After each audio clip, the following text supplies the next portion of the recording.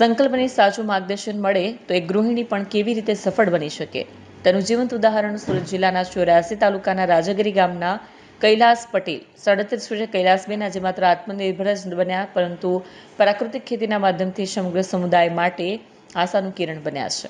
એક સામાન્ય ગૃહિણી તરીકે જીવન જીવતા કૈલાસબેનના જીવનમાં વળાંક ત્યારે આવ્યું જ્યારે તેઓ અદાણી ફાઉન્ડેશન અને આત્મા પ્રોજેક્ટના સંપર્કમાં આવ્યા। તાલીમ દ્વારા તેમણે રાસાયણિક ખેતી છોડી જીવામૃત અને વર્મી કમ્પોસ્ટ જેવા જૈવિક ખાતરો બનાવવાની કળા હસ્તગત કરી।